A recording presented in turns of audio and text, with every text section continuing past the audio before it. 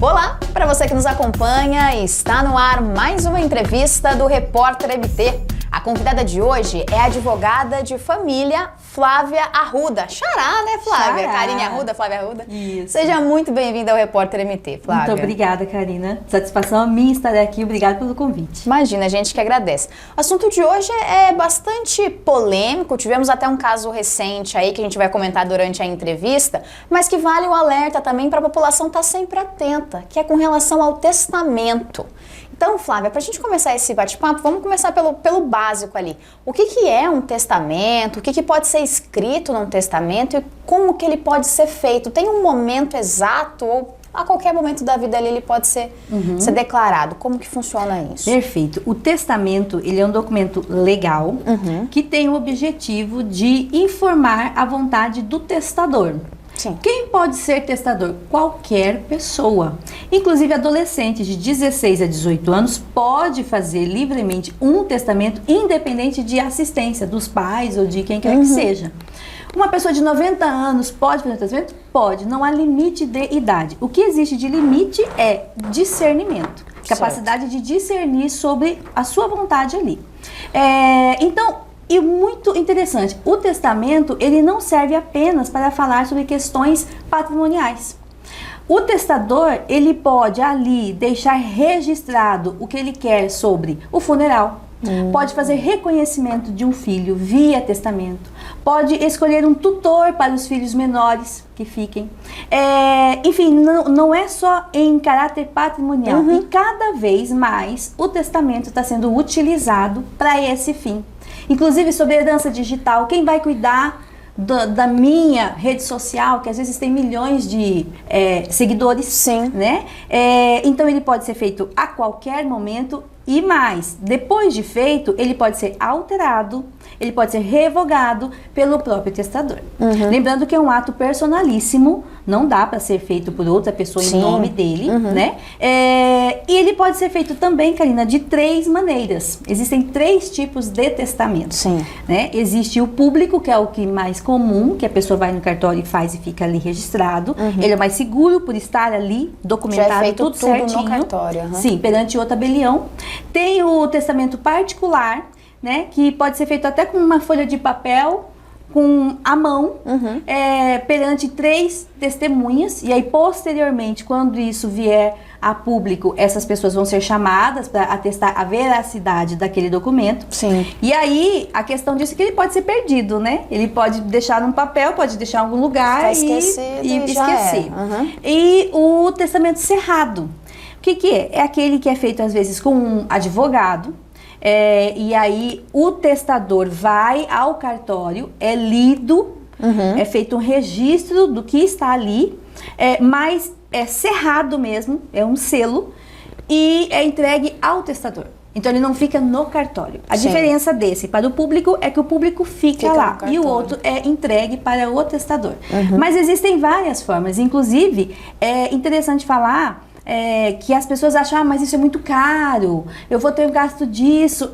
É muito melhor você deixar tudo estabelecido de antemão do que pensar que isso é caro, sendo que a gente está falando um pedaço de papel com o registro do que você quer, com a sua assinatura e com mais 3 testemunhas, é válido como testamento. Acho que é até interessante falar também, uma dúvida, você esclarecendo aí sobre os tipos de testamento, as testemunhas não podem ser filhos, nem a companheira ou companheiro da pessoa, né? Que são os que podem receber a herança depois. Sempre é chamado um amigo, às vezes o próprio funcionário ali do cartório que está assistindo ali a documentação toda sendo feita. Entendi. Tudo isso é feito assim, advogados. Entendi. Agora uma situação hipotética, Flávia. Vamos supor que a pessoa fez o testamento ali e deixou para que uma pessoa só recebesse os bens, patrimônio, os valores, ficasse responsável por tudo da vida do testador. Só que o testador tem filhos, tem esposa, Tem outros, mas ele quis deixar uma pessoa só responsável por aquilo. Isso pode acontecer? Como que funciona nesse caso? No Brasil, não. Existe aquela história de filme americano que deixa tudo pro cachorro, né? Isso não acontece no Brasil. Vou pegar tudo pra mim, os restos se vira aí. Não tem. O limite do testador é os 50% da legítima. O que é legítima? É a parte que é destinada aos herdeiros necessários. Quem é essa turma aí? Ascendentes, descendentes e o cônjuge. Então, por que o legislador fez isso? Justamente para garantir os direitos da família. Certo. Então, você não pode deixar uma única coisa para um amigo. Aliás, deixar tudo para um amigo. Você pode deixar 50%. E aí os outros 50% serão necessariamente para essas pessoas. Sim. Nessa ordem. Ascendentes, descendentes e cônjuges. E tem uma fala da ministra Nancy Andrighi, interessante, que ela fala assim: o amor desce para depois subir. Então, por isso, primeiro os filhos, porque pressupõe que os pais têm um sentimento, têm um afeto maior para os filhos, e depois, não existindo, os pais, ou avós e tudo mais. Entendi. Né? Agora, pensando aqui também, esses valores que são divididos no testamento ali, eles são iguais entre os filhos e a companheira ou o companheiro daquele falecido, ou as quantias são diferentes? Vamos supor que... Mas diferente se caso o testador tiver deixado declarado para ser diferente. Caso ele não tenha deixado isso, é dividido tudo igual? Não. Como é que funciona? Quando faz um testamento, ele sempre estabelece, por exemplo, uma casa pro meu filho A, a fazenda tal pro meu filho B. Entendi. Ele estabelece o que vai ser para quem ou quinhões. Né? Se ele estabeleceu algum valor dividido em quantidades iguais, ok. Certo. Mas é muito difícil. Geralmente é uma divisão de patrimônio. Entendi. No caso de quem não fez testamento nenhum, aí a pessoa tem patrimônios, tem valores, tem bens. Essa divisão, aí nesse caso é feita igualmente. Nesse caso é feito igualmente. Entendi. Por quê? Porque não pode haver distinção entre herdeiros. Sim. Não pode haver distinção entre os filhos. Este meu filho é adotado, este meu filho é biológico. Não, são filhos, inclusive os socioafetivos, que existe isso, né? Então, todos esses filhos, eles são herdeiros em quantidades iguais.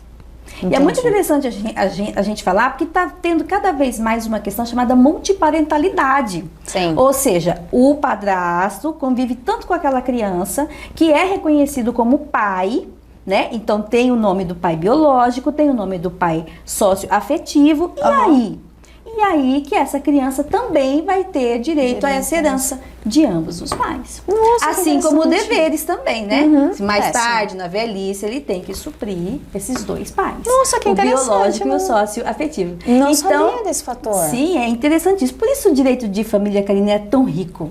Ele é muito dinâmico. E muito detalhista também, né? Porque a vida simples é assim. também não é difícil. Você falando do testamento, assim, é que a gente tem uma visão, o que a gente estava comentando um pouquinho antes de começar a entrevista, falou em testamento, a gente pensa em morte, aí tem todo aquele peso, né, que a gente carrega. Mas é uma coisa simples que pode evitar, por exemplo, problemas no futuro. Sim. Eu citei no começo da entrevista sobre um caso polêmico, que foi o caso do Gugu, né, apresentador que faleceu. Ele tinha deixado um testamento pronto, só que mesmo assim ainda gerou muita polêmica após o falecimento dele, envolvimento de filho, da companheira, que precisava comprovar que era a companheira dele, então toda uma questão que podia ter sido resolvida anteriormente. Porque assim, a gente tem a visão de que tecnicamente, quem vai receber a herança, os bens, conforme descrito no testamento, são somente a esposa, se tiver casada em cartório com o companheiro, e os filhos. Mas hoje em dia também tem um relacionamento estável, onde as pessoas moram juntas, vivem juntas, não chegaram a fazer cerimônia de casamento, nem assinaram os papéis no cartório, mas tem uma relação como casal. Essa pessoa, seja homem ou mulher, também tem direito a essa herança, né, Flávia? Normalmente, assim como se casado fosse. Mas uma coisa interessante que se confunde muito, Karina, o que essa companheira ou a esposa tem, em regra, é o direito à meação. Certo. A herança, ela vai ter em determinados casos conforme o regime de bens. Então, no Brasil, nós temos a regra desde a década de 70 que, não falando nada, é comunhão parcial de bens. Ou seja, o que a gente construir junto é nosso. É o que é em regra, que é a regra da união estável. Sim. Então, se você passa a residir com uma pessoa, que acontece muito, durante uma vida toda, sem uma documentação, sem nada, qual é o regime de bem daquilo ali? Comunhão parcial de bens. Certo. Essa pessoa morre. Esse patrimônio que eles construíram em comum é dividido entre o falecido e a que ficou. Ela tem a meação. Ela não é herdeira. Entende? Sim. A mulher ou a companheira tem a meação, normalmente. É aí que é a questão do Gugu. Porque a Rose Miriam, ela queria comprovar que ela era companheira dele. Sim. Sendo assim, lembra da legítima que eu te falei, 50%? O testamento não iria ser validado. Porque ela teria direito a 50% de todo o patrimônio. Sim. Né? Então, essa era a discussão, porque ela não seria herdeira, ela queria ser meeira, é a meação. E aí, esses outros restantes, esse 50% que ficou, faz parte da herança, que aí vem naquela ordem que a gente conversou. Sim. Ascendentes, descendentes, e não havendo ninguém, o cônjuge. Entendeu? Entendi. Até aproveitando que a gente está falando disso, Flávia, uma outra curiosidade é o seguinte: vamos supor que no testamento, o testador, a pessoa que vem a falecer posteriormente, tenha deixado 50%, que é o limite, para um filho, e aí tenha sobrado o restante para dividir entre os outros filhos. Isso aconteceu.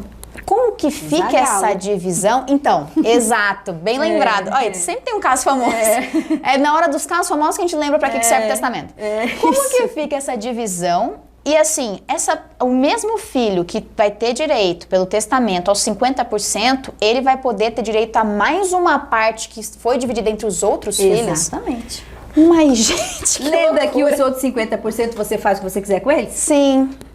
Nossa, Ele optou, né? Não deve ter, aliás, ele deve ter tido razões para isso, Sim, para lógico. deixar para um filho, os 50%. O resto segue a meação normal, segue a divisão normal, em partes iguais. Essa era a briga, porque os outros falam, não, você já recebeu. Ok, recebi o que ficou em testamento. Agora eu tenho direito a esse quinhão aqui também dividido com vocês.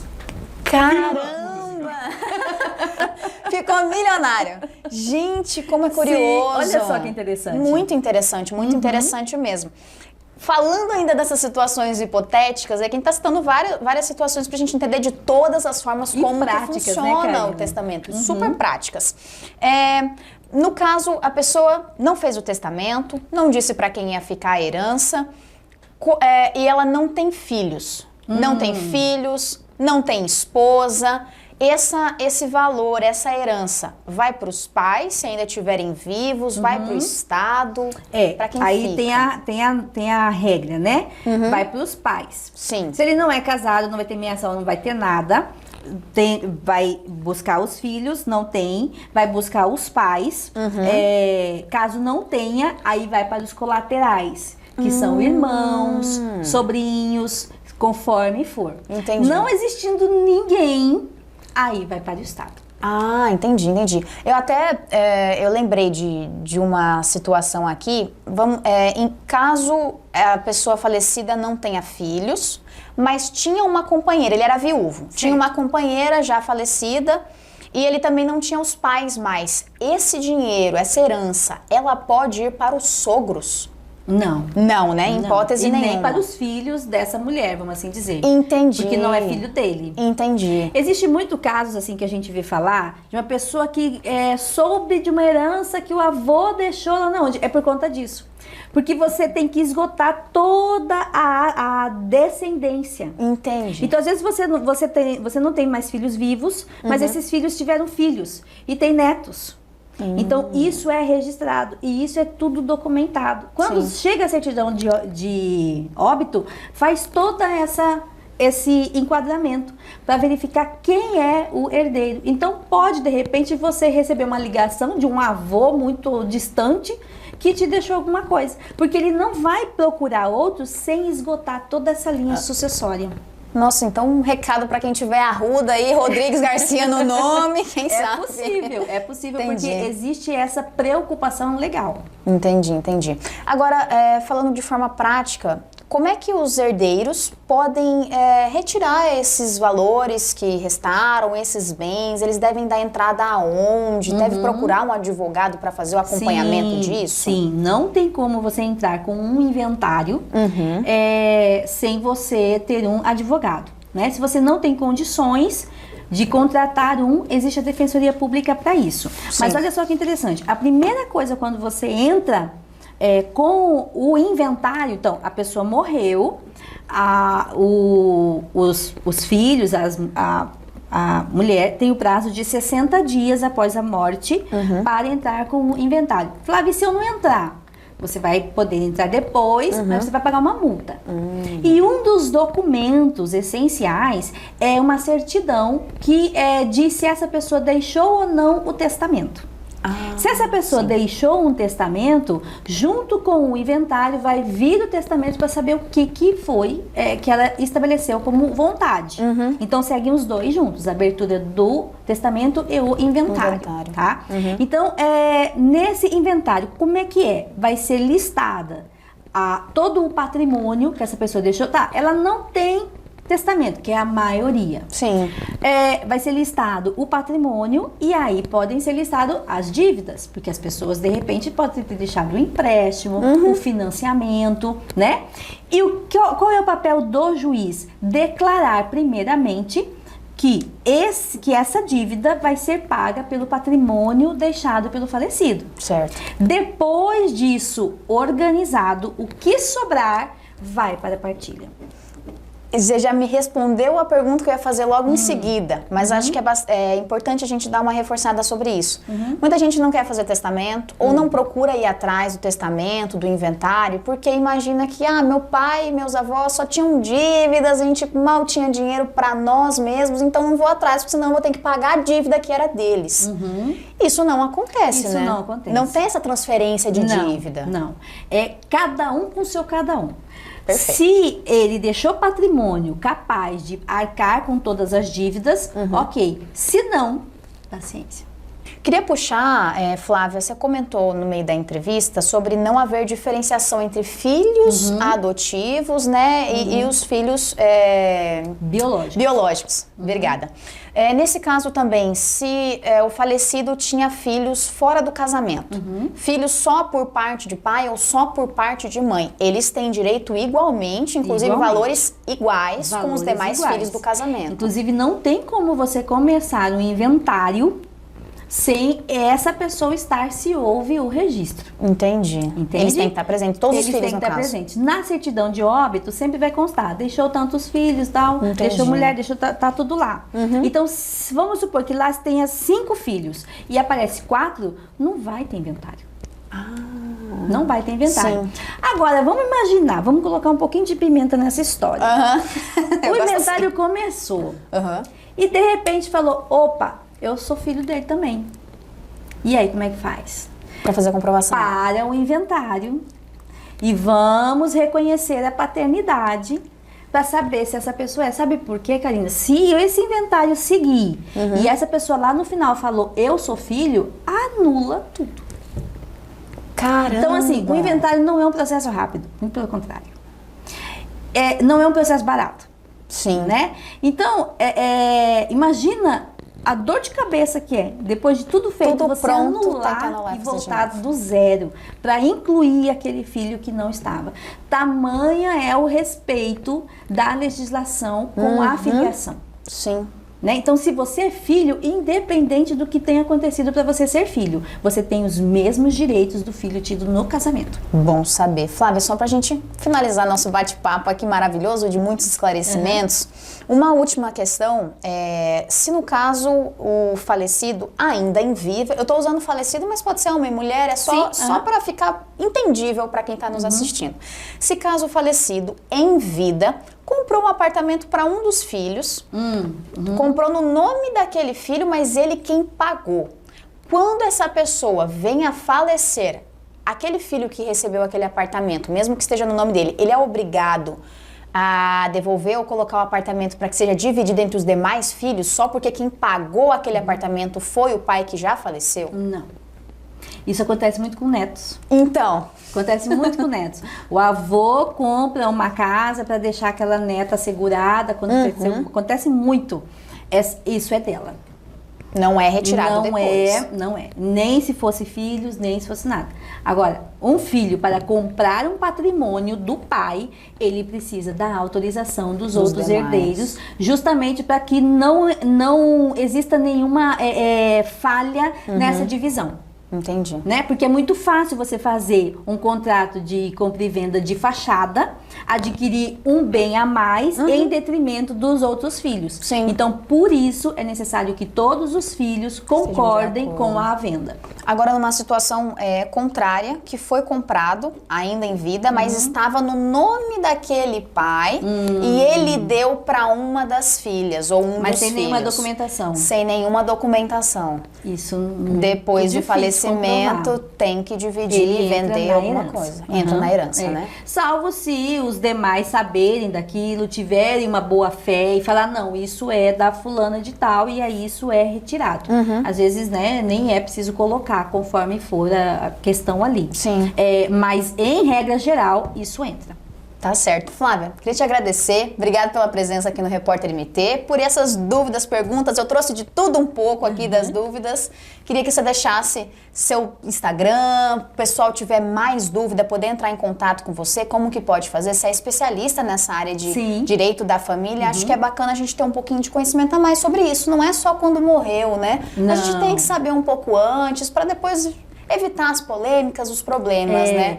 O direito de família, Karina, eu sou uma apaixonada porque ele é muito dinâmico, ele é muito rápido e é como você falou, a gente está sempre estudando porque a sociedade, ela é muito dinâmica, né? Como você falou, quando eu falei sobre a multiparentalidade, é algo latente, é algo que existe e que recentemente isso foi posto na lei, vamos assim dizer, né? Então é um assunto que eu gosto muito de falar, estou à disposição. Meu Instagram é @FlaviaArruda_ e pronta para conversar e para bater papo a qualquer hora sobre isso. Maravilha, obrigada, Flávia, mais uma vez. Eu que agradeço. E assim chegamos ao fim de mais uma entrevista. Esses e outros conteúdos você confere no site repórtermt.com. Até a próxima!